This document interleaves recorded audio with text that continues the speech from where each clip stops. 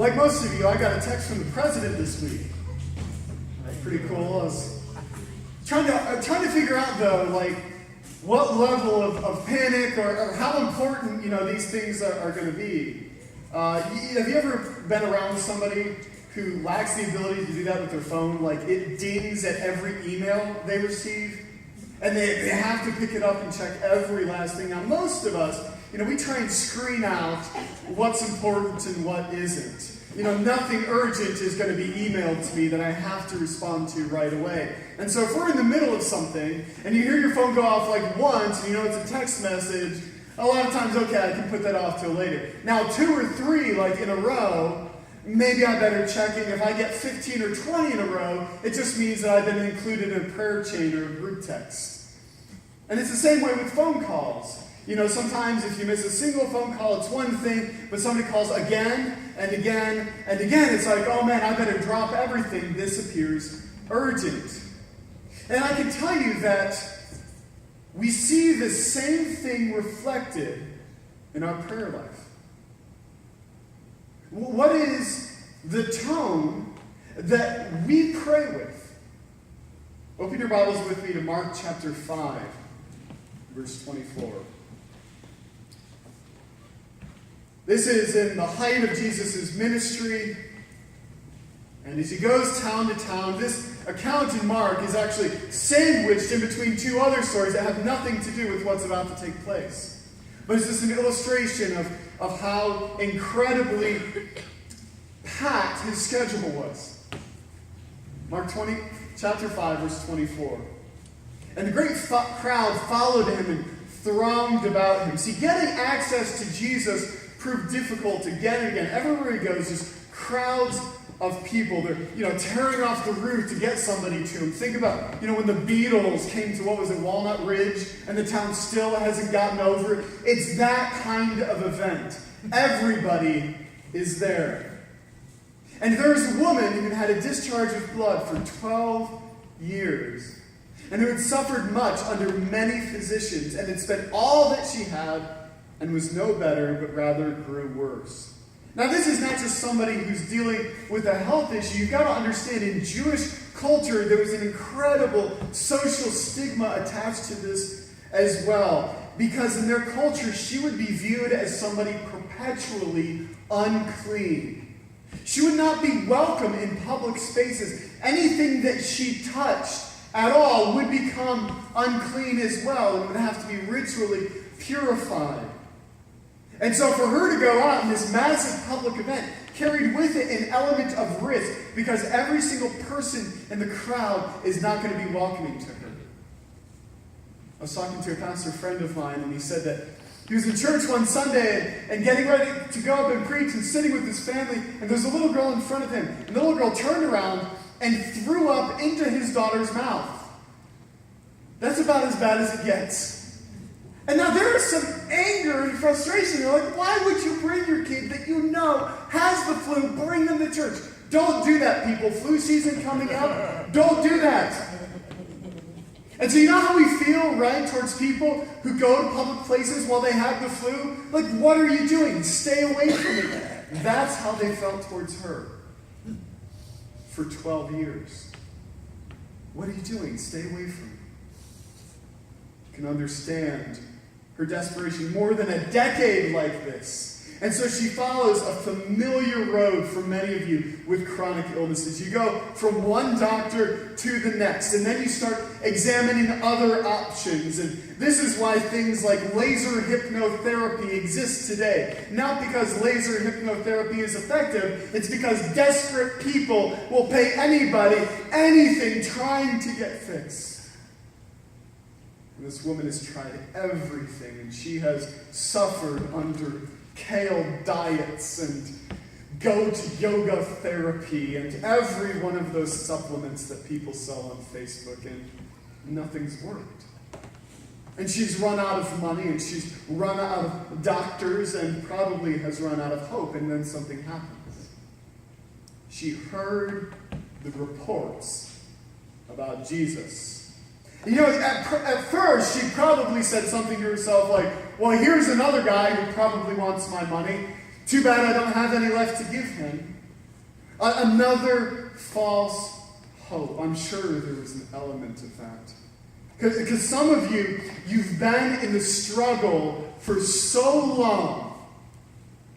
It seems impossible that you could ever live without this thing. And so you develop the mindset of like, my misery is like a conjoined twin to me. See, my clothes and the way I walk and everything in my life kind of curves its way around it. And I can't imagine life without it attached to me. And yet she heard these reports, and she chose to believe. And not just the kind of belief that sits in her home and says, oh, it'd be great if he came by to see me. She leaves her house, and she goes into the crowd, and there is risk there. Because I'll be honest, like, jaded bitterness is safe in a way. Stepping out in faith and believing that things can change, that carries risk. So she heard the reports about Jesus and came up behind him in the crowd and touched his garment. For she said, if I touch even his garments, I will be made well. She believed that Jesus could do what nobody else could do. You know, people were watching Jesus and the things that he was doing. They were saying, we've never seen anything like this in our entire lives. Can you imagine her pushing her way through that crowd? Do people even hear, do you guys even know what a crowd looks like? I mean, I guess like homecoming night, football game, you kind of get close, but around here, y'all don't really get crowds. I'll give you an example. If you've been to a concert, anybody ever been in the front row of a really good concert? This was 2 years ago, actually. 2 years ago yesterday, I went to see Thrice, one of my favorite bands. That right there, that is me in the front row, having the time of my life. But see, here's what happened though. I got there like 3 hours early, and they had this metal bar there. And so I go up, and I plant myself there, and my arm isn't wrapped around that to lean on it. I am holding on for dear life. Because this crowd becomes a living thing. People are surging, and everybody wants to be up front. I'm like, no! And I'm holding on, and you got to push back. And a lot of times, what happens, it's the people who want it most. They end up in the front. Everybody's pushing. Everybody wants to get there. It's just a question of who's willing to actually drop some elbows on people and push other people out of the way to get to the front and then hold on for dear life. And this is what that woman did.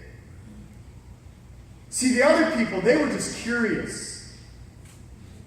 What's he going to feed us or something today? I mean, I heard he made, fish and bread last for 5,000 people. Maybe he's going to make some Chipotle manifest itself today. I'm down for that. But she wasn't just curious. She was desperate. In Luke chapter 11, many of you are very familiar as Jesus' disciples ask him how to pray, and he gives them the Lord's Prayer. Now that covers the content of our prayers and kind of the things that we pray about, but he goes on to describe to them their attitude as they pray. Luke chapter 11, verses 5 and 6. And he said to them, which of you who has a friend will go to him at midnight and say to him, friend, lend me 3 loaves, for a friend of mine has arrived on a journey, and I have nothing to set before him. So he describes something as a visitor at their house, and it's late at night, and they have nothing to feed them. And so they go and decide to try and wake their neighbor up to ask for food. Now, most of you wouldn't do this. Around here, you'd probably get shot. But if we get, unexpected guests, and it's late at night, we're going to call up Casey's or something, promise them breakfast in the morning, whatever, 24-hour drive-through is our thing for this exact reason. But we wouldn't go and knock on somebody else's door like this. But in their culture, it's a culture of hospitality. And so they place an incredible importance on the way you treated visitors. One rabbi in the Talmud said that welcoming people into your house, hospitality is more important than prayer. Another rabbi went so far as to say welcoming strangers was more important than welcoming the presence of God. And so it was a crisis if somebody came to your house and you didn't have any food to give. Now, Sarah and I come from Italian families. That is a real thing for us. So he says, if you go to this person and you knock on the door, what do you think is going to happen?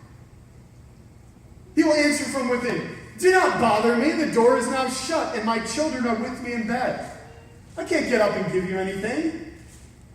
You know, back then, the whole family slept in the same bed. That's a reality for some of you young kids. But back then, the whole family, and some animals.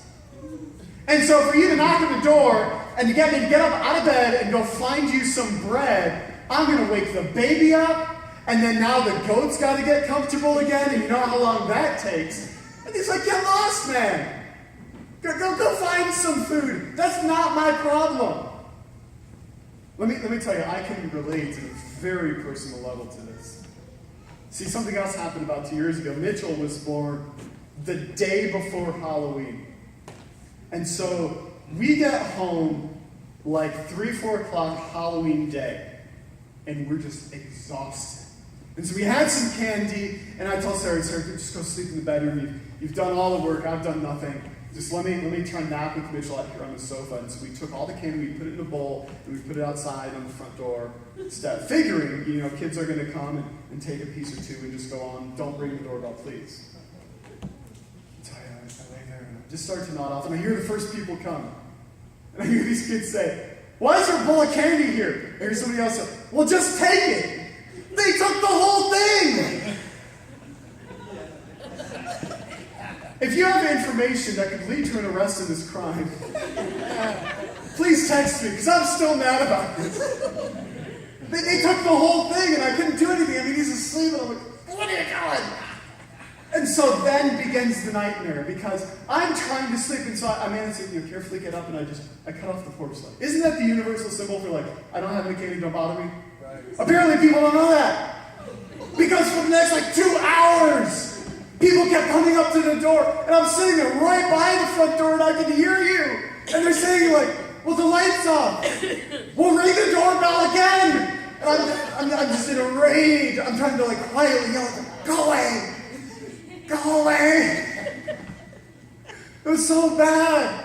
And so I understand this kind of reaction of people coming and asking you for things that you don't want to give them. I had no desire to give those kids candy. I'm working through this. Still, it'd be like therapy. But here's what Jesus says. I tell you, though he will not get up and give him anything because he's his friend, yet because of his impudence, his persistence, his shameless knocking, he will rise and give him whatever he needs. So he says, your friends, who you wake up, initially they're going to say no, everybody will. But if you keep knocking, eventually he'll give it. He won't be happy about it, but he will. Here's the truth, people. Every fiber of my being didn't want to give anything to those kids knocking on the door. But if they had kept going, ring the doorbell again, knock louder. At some point, I would have given them something. It might have been a trip to the ER, or a carton of ice cream chucked at their head or something. But I would have given in. I was that tired. And here's the point that Jesus is making. And the point that he's making, by the way, isn't that God feels like that when you pray for stuff. Please hear this. That's not the case. What he's doing is called an argument from the lesser to the greater. So he sets up this comparison. He says, your friend, who won't even give you anything because you're his friend and is mad at you, if even they will give you what you're asking for if you're persistent, then how much more will God, who loves you and desires to answer your prayers, respond to your persistent boldness? And this is exactly what we see when a blind man named Bartimaeus heard Jesus approaching in a crowd in Mark chapter 10. And as he was leaving Jericho with his disciples and a great crowd, Bartimaeus, a blind beggar, the son of Timaeus, was sitting by the roadside. And when he heard that it was Jesus of Nazareth, he began to cry out and say, "Jesus, son of David, have mercy on me." And many rebuked him, telling him to be silent. But he cried out all the more, "Son of David, have mercy on me." His entire life, he was dependent on other people. He had to be led to where he would sit and beg and listen to people, passing by. And suddenly he hears the commotion and he hears the name Jesus. And I think he understood that he would never again have this chance. And so not even knowing how far away he is, he just hears a crowd of people and he starts shouting at the top of his lungs, "Hey, Jesus, come on." He can't push through the crowd. He's going to end up in the next county. He needs Jesus to come to him. And now the other people there, if you've ever sat in front of George Tate at a football game, you know what it's like. And he's yelling at the top of his lungs. And they're like, "Quiet down, man." Maybe he's going to give us, some pearl of wisdom. I can't hear. But he doesn't listen to them because, again, they're just curious. He's desperate. And so he's not like, "Excuse me. Hey, Jesus?" He's not waiting for the crowd to get quiet so he can be heard. You know who Jesus blessed? It wasn't the people who were trying to keep him quiet. Luke chapter 11, after Jesus tells that parable of going and waking your friend up, he says, "And I tell you, ask, and it will be given to you. Seek, and you will find. Knock, and it will be open to you. For everyone who asks receives, and the one who seeks finds, and to the one who knocks it will be opened." And in the Greek, those words express a continuing action. Those who continue to seek, those who continue to knock. So you don't just go and knock once. If you're going to somebody's house and you know that they're home and they're not waking up, or they're not coming to the door, you don't just knock once. You keep going. I've had a situation. It's a long story, but it was very urgent, and I went to Miss Maisie's house late at night, and I needed to get in the door. And so I went there, and I feel bad. It's kind of late at night. I don't know if she's packing or not, and I don't want to get shot. And so I start, and I'm kind of timid. I'm like, I do my, knock, knock. Miss Maisie? Miss Maisie, and I'm not getting anywhere. And fortunately, Kathy Herbert shows up, and you know her. She's not timid. She elbows me out of the way. Bam, bam, bam. Hey! And that woke her up. Yeah, you didn't hear me out there. I was trying to be polite. Let me tell you, some of you need to be praying like somebody's about to break the door down. You need to have this boldness. That is the proper attitude when we pray. I'm going to pray until something happens. And let me tell you, man, God has been convicting me this week on this.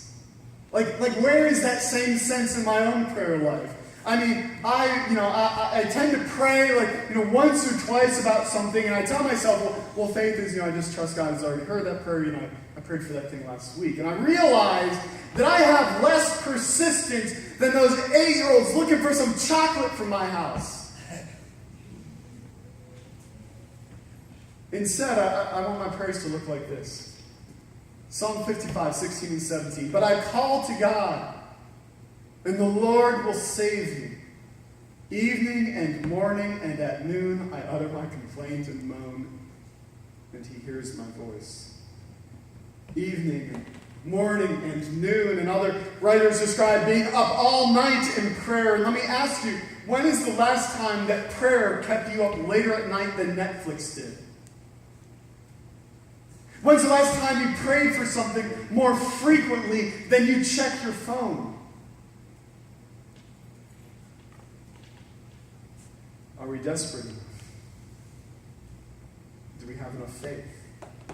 This woman, she pushed through the crowd. not giving up despite the risk, and she reaches out and she manages to touch his robe. And immediately the flow of blood dried up, and she felt in her body that she was healed of her disease. And you might be thinking, oh man, if Jesus would just, show up at the Civic Center in West Plains, I'd get there 3 hours early, and I'd hold on in the front row so I could touch him, because I need that in my life.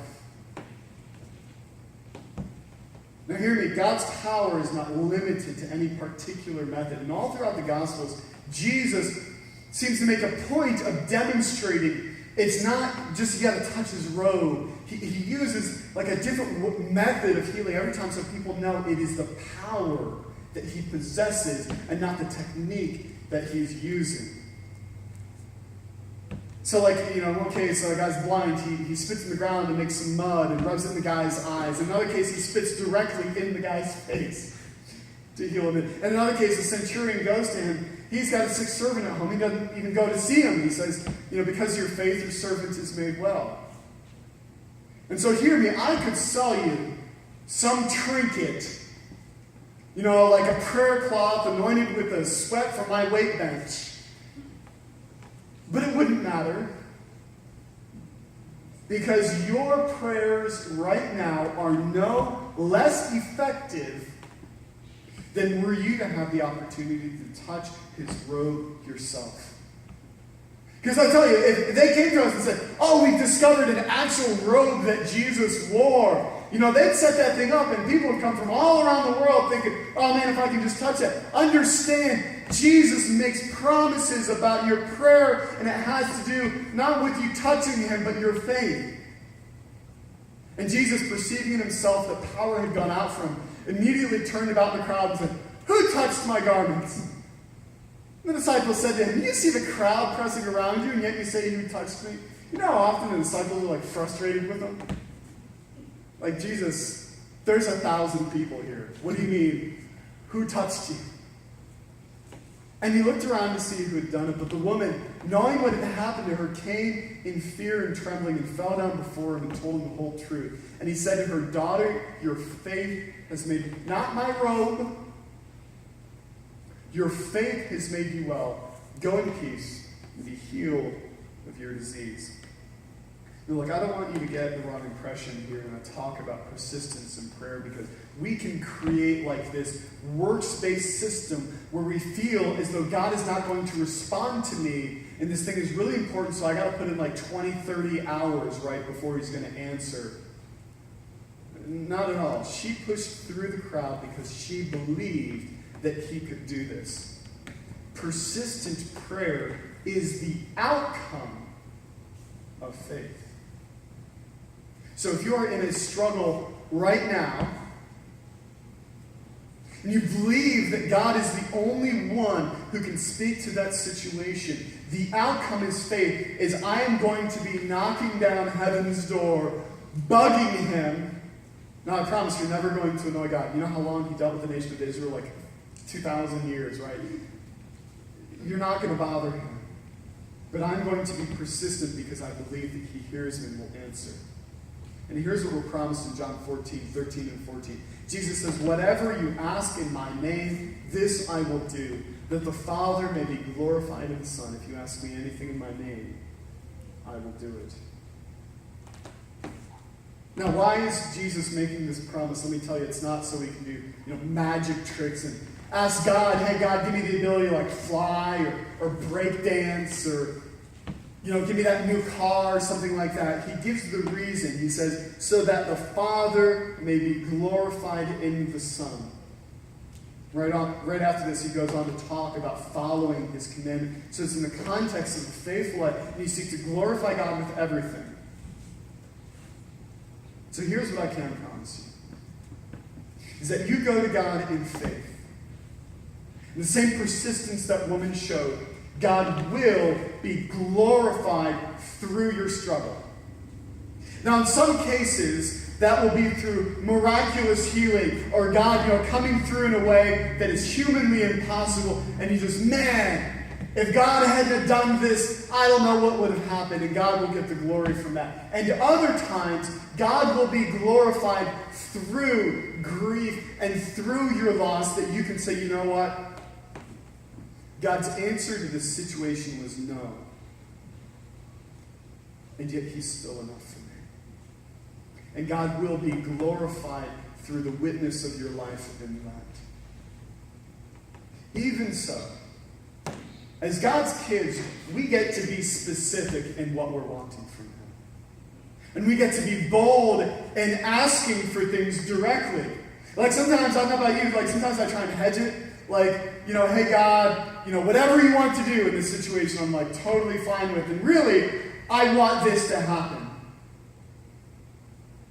It's okay to tell Him that. This woman didn't press through the crowd saying, oh, if I can just touch His robe, something might happen. I'm totally fine either way. If I don't get healed, and I spend the next 12 years with the same disorder, that's totally fine, God. Just whatever. No! She wanted to be healed. Blind Bartimaeus wasn't saying, Jesus, Son of David, have mercy on me. If you want to heal me, totally cool. If not, that's fine as well. Go to God with boldness, asking for what you need. Asking that He may be glorified. Now you understand that, again, he sometimes decides to answer prayers in a way that we don't understand, but you're not wrong for asking. So let me tell you this morning, every week, right, we do the thing, we do the 2 songs, and I go and say, hey, what can we pray about? And I know some of you are carrying these burdens that you've never once spoken out and asked anybody to pray for. And sometimes, those are the most critical things in our lives. Some sin that we're dealing with, a grief that we're trying hard to get over and can't seem to manage through. A desperate situation. So as we play this last song, I want to invite you to pray with that same attitude that we've just been talking about. Because I promise you, you don't have anything in your life right now that God can't handle. You don't have any situation that is so broken that God cannot be glorified through it. So God's been challenging me on this all week, as often as I think of it, to be praying. And I've got these things in my life that are important that I haven't been taking this mindset with. And so I'm right there with you. Let's pray together. God, we bring before you right now our own need of healing. God, for some of us, that's forgiveness. And God, there may be some here who they don't know you, and they've never even taken that step of believing that beyond healing any physical ailment, that you could forgive us because of the death of your Son. God, I know there are many here in need of physical healing. Some of us were praying for that family member, and it's been decades. We want to see you come through. But others of us, we have these situations, and they're so broken and so fractured and so desperate, we don't even know what to ask for. Yet we come before you today, and I just pray that our desperation would lead us to the foot of your cross, pleading for your mercy. And we know that you hear us, and you are going to answer us. That's what we ask today in Jesus' name.